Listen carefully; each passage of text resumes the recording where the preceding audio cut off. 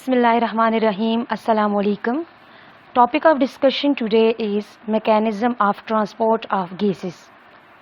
जैसे कि पीछे हमने पढ़ा कि रिस्पायरेटरी गैसेस थी, ऑक्सीजन, कार्बन डाइऑक्साइड, किस तरह हम ऑक्सीजन लेते हैं, किस तरह हम कार्बन डाइऑक्साइड दोबारा बाहर एक्सपेल करते हैं, ठीक है, वो सारा इनहेलेशन एक्सहेलेशन में इंक्लूडेड था। लेकिन अब हम ये देख रहे हैं कि जिस तरह बॉडी के अंदर बाकी सारे के सारे मटीरियल्स, फॉर एग्ज़ाम्पल हम कहते हैं कि हार्ट के थ्रू जब ब्लड पंप होता है तो ऑक्सीजन, न्यूट्रिएंट्स, ठीक है, इसके अलावा जो हम कहते हैं वाइटामिन्स, मिनरल्स, प्रोटीन्स, कार्बोहाइड्रेट, सारी चीज़ें हमारी टिश्यूज़ तक, हमारे ईच एंड एवरी सेल या ऑर्गन या टिश्यू तक पहुंच रहे होते हैं बाय मीन्स ऑफ ब्लड। इसी तरह हमारी बॉडी के अंदर जो रिस्पायरेटरी गैसेस हैं, कौन कौन सी, ऑक्सीजन और साथ साथ कार्बन डाइऑक्साइड, ये भी हमारी बॉडी के डिफरेंट रीजन्स तक जब ट्रांसपोर्ट हो रही होती हैं तो कौन इनको ट्रांसपोर्ट करता है, ट्रांसपोर्टिंग एजेंट कौन है, ब्लड। अब करता क्या है, ब्लड के लंग्स से ऑक्सीजन को ट्रांसपोर्ट करता है डिफरेंट टिश्यूज़ की तरफ, ठीक है, क्योंकि ओबियसली हमें तो पता है कि हमारे लंग्स के अंदर क्या ये होती है, ऑक्सीजन। तो लंग्स से ऑक्सीजन को ट्रांसपोर्ट करने के लिए ब्लड इंपॉर्टेंट रोल प्ले कर रहा है डिफरेंट टिश्यूज़ की तरफ, और दोबारा फिर उन टिश्यूज़ से वापसी में गंदा, जो हम कह सकते हैं ना कि carbon dioxide as a waste product, उसको कलेक्ट करके दोबारा लंग्स की तरफ लेकर आता है। तो यहाँ पे अब ये जो कैरियर के तौर पर एक्ट कर रहा है या ट्रांसपोर्टिंग एजेंट के तौर पर एक्ट कर रहा है, वो कौन है हमारा, just like that of blood. अब बेटा दो गैसेस हैं, ऑक्सीजन और कार्बन डाइऑक्साइड, तो वन बाय वन हम इसको डिटेल से पढ़ेंगे कि फर्स्ट है transport of oxygen in blood. अब 100% में से जो 97% है तकरीबन, वो ऑक्सीजन ट्रांसपोर्ट होती है रेड ब्लड सेल्स के थ्रू, किस तरह के तौर पे, ऑक्सी हीमोग्लोबिन के तौर पे। ऑक्सी हीमोग्लोबिन क्या है आगे मैं जाके बताऊंगी, लेकिन देखिए नाम से जाहिर है कि oxy means oxygen, haemoglobin means iron pigment, iron colour या iron molecule which is present in what, RBCs.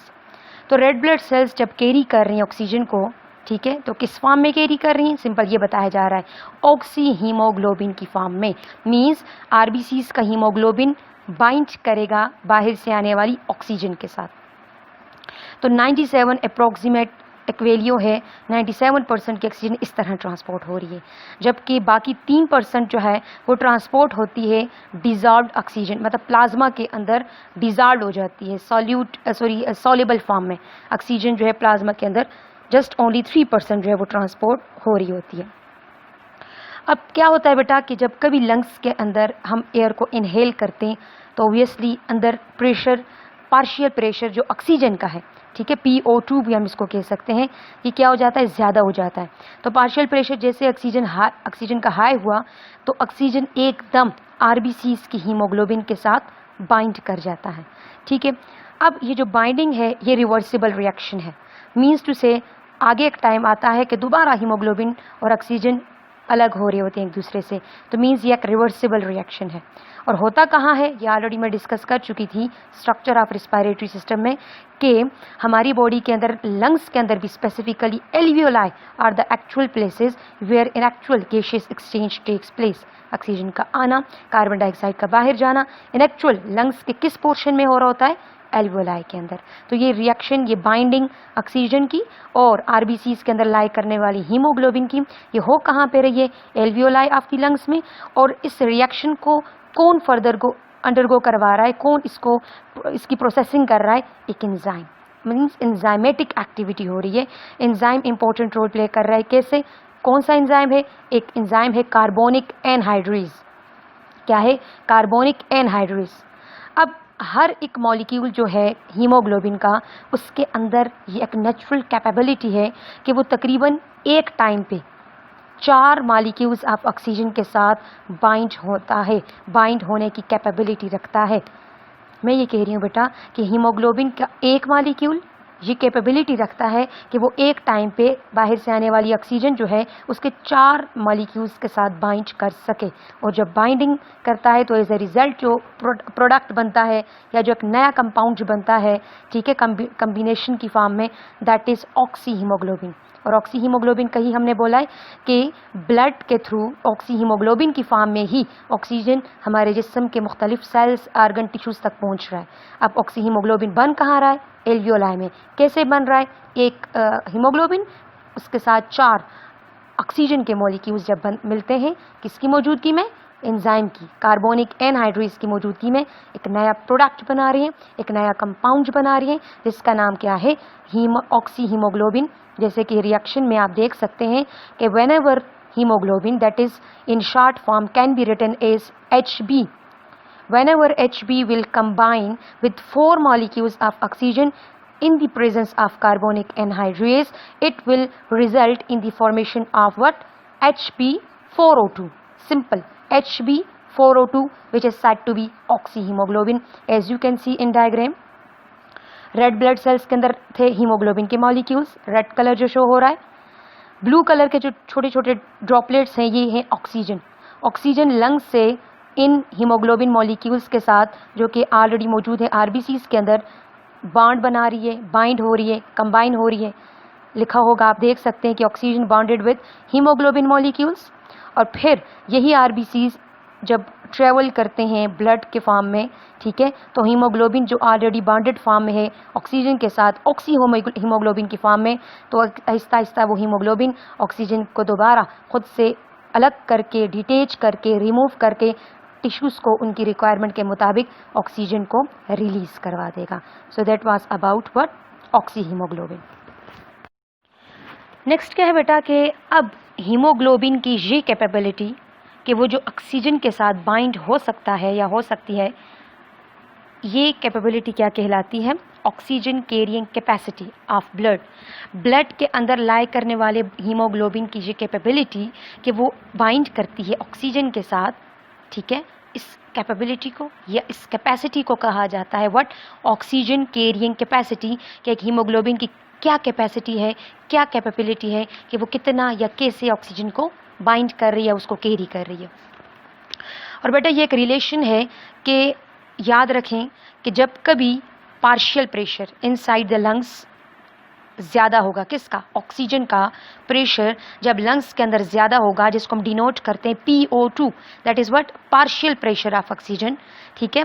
तो इस चीज़ का डायरेक्ट रिलेशन है कि जितना ज़्यादा पार्शियल प्रेशर होगा ऑक्सीजन का, इतनी ही ज़्यादा वहाँ पे ब्लड की कैपेसिटी होगी, किसकी, oxygen carrying capacity, simple haemoglobin की ऑक्सीजन के साथ बाइंड होने की। अब बेटा obviously as you know that there are two types of blood. एक बेटा आर्टेरियल ब्लड होता है, मीन्स वो ब्लड जो कि आर्टरीज में फ्लो कर रहा है। एक वो ब्लड होता है जो कि वीन्स में फ्लो कर रहा है। आर्टरीज में हमेशा साफ खून जा रहा होता है, pure blood, oxygenated blood to different tissues of body from the heart, जबकि हार्ट की तरफ जो सारा खून आ रहा है from the tissues, to tissues नहीं बल्कि from different tissues to the heart, towards the heart. वो किस किस्म का होता है, वीनस ब्लड, गंदा, उसमें कार्बन डाइऑक्साइड होता है, उसमें वेस्ट प्रोडक्ट्स होते हैं, ठीक है, जिसको हमारे हार्ट ने क्लैरिफाई करना होता है, साफ करना होता है। तो याद रखें कि आर्टीरियल ब्लड साफ खून लेकर जा रहा है और वीनस ब्लड गंदा खून लेकर आ रहा है।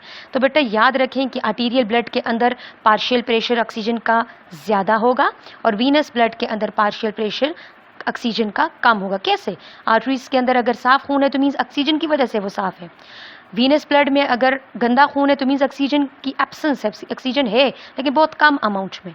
तो बेटा अब यहाँ पे हम ये देखेंगे कि आर्टीरियल ब्लड की क्या कैरियंग कैपेसिटी है और वीनस ब्लड की क्या कैपेसिटी है। अब आर्टीरियल ब्लड की ये कैपेसिटी है कि बेटा अब यहाँ पर डिफरेंट कंडीशंस हैं। हम अच्छा एक और बात, oxygen carrying capacity of the blood को सैचुरेशन भी कहा जाता है। सैचुरेशन का मतलब यही है कि आया ये ब्लड कितना सैचुरेटेड है, इसके अंदर हीमोग्लोबिन के साथ कितने ऑक्सीजन बाइंड कर रही है, इसकी ऑक्सीजन बाइंडिंग कैपेसिटी या कैपेबिलिटी कितनी है। तो बेटा सेकंड वर्ड जो है ऑक्सीजन कैरियंग कैपेबिलिटी के लिए या कैपेसिटी के लिए सैचुरेशन का वर्ड यूज़ किया जाता है। तो यहाँ पे आगे वर्ड आएगा आपकी बुक में सैचुरेशन, नॉन सैचुरेशन, तो इस चीज़ को इसलिए मैंने ऑलरेडी एक्सप्लेन कर दिया। अच्छा, अब आर्टीरियल ब्लड की जो कैपेसिटी है मैक्सिमम से मैक्सिमम ऑक्सीजन कैरियंग कैपेसिटी वो कितनी है कि जब कभी वो कैरी करेगा 100 मिलीलीटर ऑफ ब्लड को एक टाइम पे, तो 100 मिलीलीटर ऑफ ब्लड में उसके पास ऑक्सीजन की जो कंसनट्रेशन होगी वो कितनी होगी, 20 ml। कितनी होगी, 20 ml। और बेटा ये वैल्यूज़ जो हैं ये बुक ने भी वैसे नहीं मेंशन की, मैं भी वैसे ही एक्सप्लेन नहीं कर रही। These are calculated values. हम इनको जस्ट हम कह सकते हैं ना कि याद ही कर सकते हैं, माइंड में रख ही सकते हैं। खुद से सच कोई फार्मूला यहाँ पे गिवन नहीं है कि हम देखें कि ये कैसे आया। ठीक है, तो जो आपको मैं समझा रही हूँ उसी को नोट करें, इसी को अपने माइंड में रखें। क्यों? क्योंकि कॉन्स्टेंट और कैलकुलेटेड वैल्यूज़ हैं। इसकी मेजरमेंट में सच हम कोई ऐसा डिफरेंस नहीं ला सकते, because we didn't know any formula कि किस तरह ये फाइंड आउट किया है। जस्ट वैल्यूज़ हैं, इनको याद रखना है। क्या है बेटा कि आर्टीरियल ब्लड की कैरिंग कैपेसिटी जो है वो मैक्सिमम से मैक्सिमम कितनी है कि 100 मिलीलीटर ऑफ ब्लड जब वो कैरी करता है, ये एक वॉल्यूम ऑफ ब्लड बताया जा रहा है मिलीलीटर की यूनिट में, कंफ्यूज नहीं होना। ठीक है, तो 20 ml क्या है इसके अंदर? ऑक्सीजन की कैपेसिटी है। मींस जब वो 100 ml ऑफ ब्लड कैरी करेगा तो इसमें ऑक्सीजन 20 ml की कंसेंट्रेशन के साथ होगा। ठीक, और इस बात को अगर इन अदर वर्ड्स हम बोलें तो इस बात का मतलब ये है कि उस वक्त वो जो ब्लड है उसकी सैचुरेशन या उसकी ऑक्सीजन बाइंडिंग कैपेसिटी 100% होगी। 100% वो ब्लड सैचुरेटेड है। ठीक है, और इस वक्त पार्शियल प्रेशर ऑक्सीजन का कितना होना चाहिए? आप रिलेशन को माइंड में रख लें कि मैंने क्या कहा था कि पार्शियल प्रेशर जितना ज़्यादा होगा इतना ज़्यादा कैरिंग कैपेसिटी होगी। तो जब 20 ml ऑक्सीजन की कैरिंग कैपेसिटी आ रही है 100 ml पे, या हम दूसरी बात कर रहे हैं कि 100% ये ब्लड सैचुरेटेड है, तो इट्स मीन कि प्रेशर यहाँ पे कितना होना चाहिए? Partial pressure of oxygen a simple PO2 100 mm of Hg, millimetre of mercury ये प्रेशर के लिए यूज़ किया जा रहा है क्या? यूनिट। तो यहाँ से ये पता लग रहा है कि जब पार्शियल प्रेशर बिल्कुल पीक पे होगा, हाई से हाई होगा, 100 मिलीमीटर ऑफ Hg होगा, तो उस वक्त वो ब्लड 100% सैचुरेटेड होगा। इसका मतलब क्या है कि उसकी कैलकुलेटेड वैल्यू कितनी मालूम की गई है कि उस ब्लड में तकरीबन जो है वो 20 ml ऑक्सीजन होगी। कैसे? इसको आगे फाइंड किया है। अब क्या है बेटा कि इसलिए ये कहा जा रहा है कि 100 ml of blood 20 ml carry out कर रहा है। ठीक है, लेकिन माइंड में रखना है कि ये किस किस्म का ब्लड है? ये आर्टीरियल ब्लड है, मींस ये ऑक्सीजनेटेड ब्लड है, ये साफ खून है। वीनस ब्लड की अलग कंसंट्रेशन होगी। अच्छा, अब बेटा याद रखें कि हीमोग्लोबिन की जो अमाउंट होती है वो 100 ml ऑफ ब्लड की अगर हम बात करें तो 100 ml ऑफ ब्लड के अंदर हीमोग्लोबिन की अमाउंट कांस्टेंट वैल्यू उसकी होती है 15 ग्राम। मींस 100 ml ऑफ ब्लड जो है इसके अंदर एट अ टाइम एक हीमोग्लोबिन की अमाउंट 15 मिलीग्राम है, सॉरी 15 ग्राम्स है। तो 1 ग्राम अगर HP है और वो उसके अंदर कैपेबिलिटी है कि वो कंबाइन हो सके कितनी ऑक्सीजन के साथ? 1.34 ml। ये भी बेटा कैलकुलेटेड वैल्यू है, सिर्फ याद रखना है इसको। ठीक है, कि मैं ये कह रही हूँ कि एक हीमोग्लोबिन अगर 100 मिलीलीटर ऑफ ब्लड है और 15 ग्राम की हीमोग्लोबिन उसके अंदर पाई जाती है और सिर्फ 15 ग्राम में से 1 ग्राम की ये कैपेबिलिटी है कि वो ऑक्सीजन की तकरीबन 1.34 मिलीलीटर के साथ कंबाइन होने की कैपेबिलिटी रखता है, तो आप खुद देखें कि 100 मिलीलीटर ऑफ ब्लड में अगर 15 ग्राम है तो उसके अंदर कितनी कैपेबिलिटी है। क्या मतलब? आप यहाँ पे मल्टीप्लाई करेंगे बजाय 1 को 15 ग्राम को किसके साथ? 1.34 के साथ, विच गिव्स अस 20.1 मिलीलीटर। तो वहीं से बताया गया है कि जब हम फिर बात करते हैं 100 ml ऑफ ब्लड की जिसमें 15 ग्राम हीमोग्लोबिन है, तो फिर उस वक्त उसके अंदर कितनी जो है वो कैपेबिलिटी आ जाती है कि 20 ml ऑक्सीजन उसके अंदर पाई जाती है। 15 multiply by 1.34 which gives us 20 ml। यहाँ से ये वैल्यू आई है, आप अपने पास खुद भी मल्टीप्लाई करके देख सकते हैं। और यहाँ से ये पता चला कि सैचुरेशन कितनी है? 100% सैचुरेशन। मींस जब कभी हम बात करेंगे कि ये ब्लड 100% सैचुरेटेड है तो इट्स मीन उसकी कांस्टेंट वैल्यू क्या होगी कि 100 मिलीलीटर ऑफ ब्लड में तकरीबन 20 मिलीलीटर ऑफ ऑक्सीजन पाई जाती है। और पार्शियल प्रेशर इस वक्त कितना है? ऑलरेडी मैं डिस्कस कर चुकी हूँ, 100%। कितनी है? Sorry, partial pressure 100 millimetre of Hg। अब इसी को माइंड में रख के आगे मैं डिफरेंट कंडीशंस आपको बताऊंगी और आपने खुद माइंड से जो है उसका रिस्पॉन्स दे के, जो हम कह सकते हैं ना कि आगे उसका रिस्पॉन्स देना होगा आपने। अब बेटा जैसे जैसे हम बोलेंगे कि पार्शियल प्रेशर अगर कंडीशन हम प्रोवाइड करते हैं, for example partial pressure 100 millimetre Hg से कम हुआ थोड़ा सा, लिटिल बिट 95 तक गया, तो क्या इस चीज़ का फ़र्क पड़ेगा कि नहीं? किस पे? सैचुरेशन पे, ऑक्सीजन कैरिंग कैपेसिटी पे। ठीक है, पड़ेगा। जैसे ही देखिए बेटा, पहले मैं फिर बोल रही हूँ, कंडीशन 1 थी कि 100 मिलीमीटर ऑफ ब्लड तो है ही है, लेकिन पार्शियल प्रेशर अगर 100 है तो कैपेसिटी 20 ml है, ऑक्सीजन कैरिंग कैपेसिटी, और सेचुरेशन भी 100% है। अगर बेटा सेकंड कंडीशन है कि पार्शियल प्रेशर ऑक्सीजन का थोड़ा सा कम हो गया, 5%, 95 हो गया, तो इस वक्त आर्टीरियल ब्लड की जो 100 ml के अंदर लाई करने वाली ऑक्सीजन की कंसंट्रेशन है वो भी थोड़ी लिटिल बिट कम हो गई। किससे? 20 से। फॉर एग्जांपल कितनी? 19.4 ml हो गई ऑक्सीजन की कंसंट्रेशन, और सेचुरेशन अगर पहले 100% थी तो वो थोड़ी सी कम हुई, कितनी हुई? 97%। ये चीज़ें आपने याद रखनी है और ये बहुत इंपॉर्टेंट है, बोर्ड एग्जाम के पॉइंट ऑफ व्यू से भी लॉन्ग क्वेश्चन में ये मोस्टली आता होता है। ठीक है, मैं ये कह रही हूँ, फिर बता रही हूँ कि जब पार्शियल प्रेशर ऑक्सीजन का कम हुआ 100 से क्या 95, ठीक, तो उस वक्त ऑक्सीजन कैरिंग कैपेसिटी जो ब्लड की है, और कितनी ब्लड की, हम 100 को ही आगे चलाएंगे, 100 मिलीमीटर ऑफ ब्लड की, और किस ब्लड की, सॉरी 100 मिलीलीटर ऑफ ब्लड की, और कौन से ब्लड की, बार बार मेंशन कर रही हूँ, आर्टीरियल ब्लड की, साफ खून की, तो वो 20 से 19.4 पे चली जाएगी, और सेचुरेशन कहाँ चली जाएगी? 100% से 97% तक। ठीक है, फिर बेटा अब अगर मैं बात करूं किसकी? वीनस ब्लड की। वीनस ब्लड का 100 मिलीलीटर कितना ऑक्सीजन कैरी कर रहा है, कितनी कैपेबिलिटी रखता है ऑक्सीजन को कैरी करने की? तो बेटा माइंड में एकदम बात आती है कि वीनस ब्लड है, गंदे खून की बात हो रही है, तो क्या मतलब? ऑक्सीजन की कंसंट्रेशन, या simple partial pressure of oxygen will be what? Reduce, decreased, concentration कम हो रही है। फॉर एग्जाम्पल यहाँ पे पार्शियल प्रेशर बहुत कम हो गया, कितना? 40 मिलीमीटर Hg हो गया। ठीक है, तो खुद बताएं, यहाँ पे वीनस ब्लड की कंसंट्रेशन 20 से 19.4, और 19.4 से वीनस ब्लड आ रहा है, तो जैसे पार्शियल प्रेशर कम, ऑक्सीजन कैरिंग कैपेसिटी भी कम, कितनी हुई? 14.4। This is also a calculated value. ठीक है, तो 14.4 मिलीलीटर होगी वीनस ब्लड के साथ, मेंशन करना मस्ट है। और सेचुरेशन भी ऑब्वियसली जब डायरेक्ट रिलेशन है, कैसे? पार्शियल प्रेशर जैसे जैसे कम, माइंड में एकदम आया कि सेचुरेशन भी कम हो रही है, जो कहाँ चली जाएगी? 95% से कम हो जाएगी, फर्दर 75% सेचुरेशन। तो डिफरेंट कंडीशंस हैं। ठीक है, तो इस तरह हम एज अ होल फिर एक कैलकुलेटेड वैल्यू बताई गई है कि अगर हम बात करें कि हर एक टिश्यू को जब 100 ml ब्लड जा रहा होता है तो वो तकरीबन at a time 5 millilitre of oxygen को जो है रिलीज करके दोबारा वापस गंदा खून लेकर आके लंग्स की तरफ आ रहा होता है। ठीक है, तो यहाँ पे ये कंडीशंस कंप्लीट हो गई। लेकिन बेटा ये सारी बातें हमने तब की हैं जब हमारे टिश्यूज़ थे, लेकिन वो कैसे थे? रेस्ट पे थे। कोई हम कह सकते हैं ना, मूवमेंट की हालत नहीं थी, कोई ये सच एक्सरसाइजिंग हम नहीं कर रहे थे, कोई काम नहीं थी, कोई एक्टिविटी नहीं थी। ठीक है, तो ये सारा तब था जब रेस्ट की कंडीशन। लेकिन अब जब हम बात करते हैं एक्सरसाइज के दौरान, जब हमारी मसल्स बहुत एक्टिव होते हैं, बहुत हमें एनर्जी चाहिए होती है, जब हमारी ब्रीथिंग की अगर हम बात करें तो बहुत ज़्यादा सांस फूल रही होती है, हमें एक्टिव होना पड़ता है क्योंकि हम कोई एक्टिविटी कर रहे हैं, हमारे टिश्यूज़ जो है वो इन एक्टिव कंडीशन है। ठीक है, तो उस वक्त क्या होता है? उस वक्त ऐसा होता है कि एक्सरसाइज के दौरान जो ऑक्सीजन की एक हम कह सकते हैं रिक्वायरमेंट है वो टिश्यूज़ के अंदर बहुत ज़्यादा बढ़ जाती है। ठीक है, और आर्टीरियल ब्लड से ज़्यादा उस वक्त ऑक्सीजन रिलीज हो रहा होता है टिश्यूज़ की तरफ।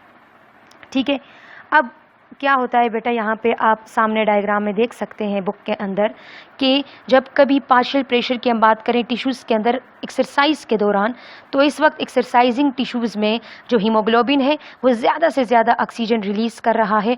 बिल्कुल इसी तरह जैसे आप फर्स्ट जो जिससे एरो जा रहा है उस ग्लास को देख सकते हैं, इस तरह बिल्कुल जिस तरह ज़्यादा से ज़्यादा ग्लास जो है वो एम्प्टी हो रहा होता है, खाली हो रहा होता है, पानी उससे यूज़ हो रहा होता है। ठीक है, और 73% जिस ग्लास में जा रहा है वो ये शो कर रहा है कि हमारे टिश्यूज़ के अंदर इस वक्त ऑक्सीजन जो है वो ज़्यादा पहुँच रही है फ्रॉम द किसके थ्रू? हीमोग्लोबिन के थ्रू। मतलब फर्स्ट क्लास में ये बताया जा रहा है कि हीमोग्लोबिन ज़्यादा ऑक्सीजन दे रहा है, कब? एक्सरसाइज के दौरान। किसको? टिश्यूज़ को। दूसरे ग्लास में क्या शो हो रहा है? 73% जो हमारी टिश्यूज़ को मिल रही है, क्या? ऑक्सीजन। ठीक है, इस वजह से हम कहते हैं हम एक्टिव होते हैं ड्यूरिंग द एक्सरसाइज। ठीक है, और एग्जाम्पल इस तरह दिए, बिल्कुल ऐसे ही हीमोग्लोबिन ऑक्सीजन रिलीज कर रहा है जिस तरह ज़्यादा से ज़्यादा glass, most of the glass जो है वो एम्प्टी हो रहा होता है।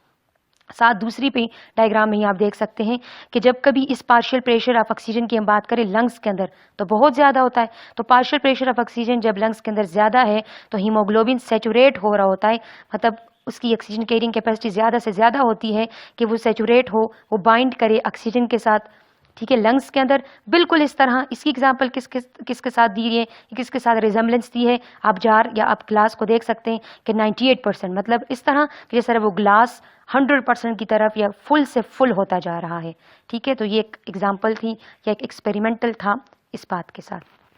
अब एक और कंडीशन भी है कि जब कभी हम वीनस ब्लड की बात करें कि जब उसके अंदर पार्शियल प्रेशर ऑफ ऑक्सीजन और भी कम हो जाए, वो तो 40 मिलीमीटर की हमने बात की थी, जब 18 mmHg तक अगर कंसंट्रेशन या पार्शियल प्रेशर चला जाए ऑक्सीजन का, तो उस वक्त ब्लड 100 ml ऑफ ब्लड की कैपेसिटी होगी फर्दर और कम हो जाएगी, जो कितनी होगी 4.4, जो बहुत कम है। और सेचुरेशन कितनी होगी 20%।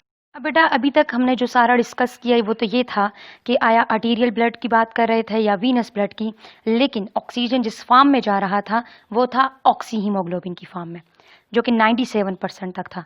लेकिन जो 3% की हम रिमेनिंग 3% की बात कर रहे थे, तो हमने कहा था कि थोड़ा ही से एक ऐसी अमाउंट है ऑक्सीजन की जो 3% तक, जो कि कौन कैरी कर रहा होता है, जो कि प्लाज्मा में डिजॉल्व्ड स्टेट में जा रहा होता है या फर्दर आगे ट्रांसपोर्ट हो रहा होता है, ठीक है। डिजॉल्व मीन्स उसके अंदर जज्ब होके, एब्जॉर्ब होके या सॉल्युबल होके, ठीक है।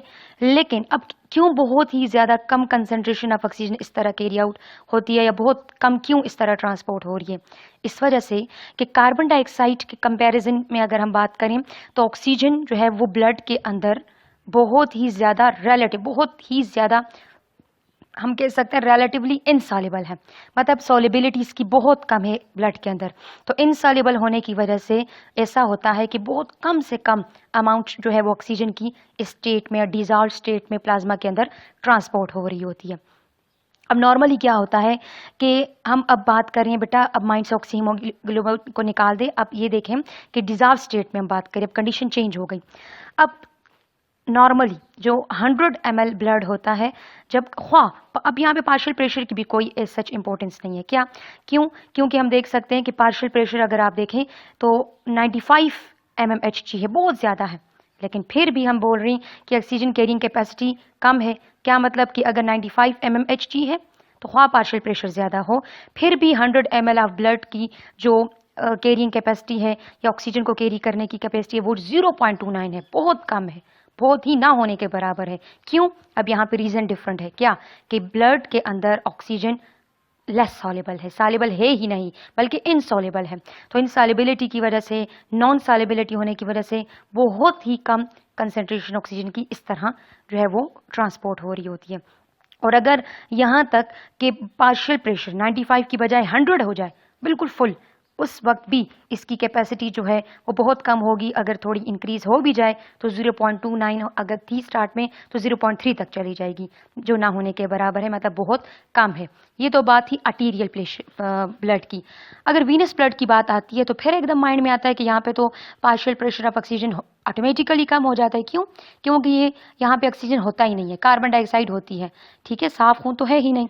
तो जब यहाँ पे पार्शियल प्रेशर ऑक्सीजन का फर्दर और कम हुआ, बट 40 mmHg हुआ, तो आप देखेंगे कि वीनस ब्लड की अगर 100 ml की हम बात करें तो वो अपने साथ ऑक्सीजन को डिजॉल्व फॉर्म में लेकर जाएगा, लेकिन इससे भी कम, 0.3 से भी कम, कितना, 0.1 ml। तो इस तरह बस हम आखिर में ये कह सकते हैं कि 100 ml ऑफ ब्लड जो है वो टिश्यूज़ के ज़रिए से पूरी एक साइकिल के दौरान जब डिजॉल्व स्टेट में ऑक्सीजन को ट्रांसपोर्ट करता है, आया लेकर जाता है या वापस लेकर आता है, तो उसकी अमाउंट बहुत कम है, दैट इज़ व्हाट 0.17, जो कि ना होने के बराबर है। इसलिए बोला जाता है कि ज़्यादा से ज़्यादा 97 to 98% की जो ऑक्सीजन है वो कैरी होती है ऑक्सी हीमोग्लोबिन की फॉर्म में। So that was all about transport of oxygen in. अच्छा, अब नेक्स्ट क्या है बेटा, ट्रांसपोर्ट ऑफ कार्बन डाइऑक्साइड। इसमें क्या होता है कि कार्बन डाइऑक्साइड किस तरह ट्रांसपोर्ट हो रही है, कहाँ से, ऑब्वियसली टिश्यूज से, दोबारा किसकी तरफ, लंग्स की तरफ, लेकिन किसके अंदर ही ट्रांसपोर्ट हो रही है, transporting agent that is what, blood. Carbon dioxide transport होती है हमेशा ब्लड के अंदर 3 तरीकों से, 3 वेज में। एक है बेटा कुछ बाइकार्बोनेट आइंस की फॉर्म में, कुछ जो है वो ट्रांसपोर्ट होती है कार्बोक्सी हीमोग्लोबिन की फॉर्म में, और कुछ जो है थोड़ी बहुत अमाउंट डिजॉल्व हो जाती है प्लाज्मा के अंदर। फर्स्ट क्या है, एस बाइकार्बोनेट आइंस। इसमें क्या होता है कि हम कहते हैं कि 70% की जो कार्बन डाइऑक्साइड है, 70% की जो कार्बन डाइऑक्साइड है वो ब्लड के अंदर कैरी होती है बाइकार्बोनेट आइंस के थ्रू, बाइकार्बोनेट आइंस की फॉर्म में। अब होता क्या है कि जब कभी कार्बन डाइऑक्साइड टिश्यू से डाइफ्यूज होती है ब्लड के अंदर, ठीक है, आगे मैं डायग्राम में मेंशन भी करूंगी, जब कार्बन डाइऑक्साइड डाइफ्यूज हो जाएगी ब्लड के अंदर, ठीक है, तो ब्लड के अंदर मौजूद वाटर के साथ कंबाइन होके एज अ रिजल्ट एक नया प्रोडक्ट बना देगी जिसका नाम है व्हाट, कार्बोनिक एसिड, ठीक है। और होता किसकी मौजूदगी में है, एक एंजाइम की मौजूदगी में, that is known as carbonic anhydrase. As you can see in chemical reaction कि whenever the carbon dioxide react with water it will result in the formation of carbonic acid, that is the formula what, H2CO3, H2CO3। अब इस carbonic acid के साथ क्या होगा कि ये बहुत ज़्यादा अनस्टेबल है। अनस्टेबल मीन्स कि बहुत ज़्यादा टाइम तक नहीं रह पाएगा, इसके दरमियान की जो बॉन्डिंग है, अंदर की जो मॉलिक्यूल्स के दरमियान की बॉन्डिंग है वो बहुत वीक है, जो इनकी इंट्रैक्शंस हैं वो बहुत ज़्यादा क्या है, वीक है। तो एकदम जैसे ही ये कंपाउंड टूटेगा, डिकम्पोज होगा, डिसोसिएट हो जाएगा, किसके अंदर, दो फर्दर और मॉलिक्यूल्स में टूट जाएगा या आइंस के अंदर टूट जाएगा। कैसे, whenever the H2CO3 in the presence of the same enzyme carbonic anhydrase, it will result in the formation of two further ions. The first one is H, hydrogen ion, and the second one is bicarbonate ions. Bicarbonate ions has the formula what, HCO3 minus, HCO3 minus. जब ions की बात करते हैं तो ऊपर minus positive और negative या plus minus show करना होता है, तो H पे ओबियसली पॉजिटिव और HCO3 पे ओबियसली नेगेटिव साइन।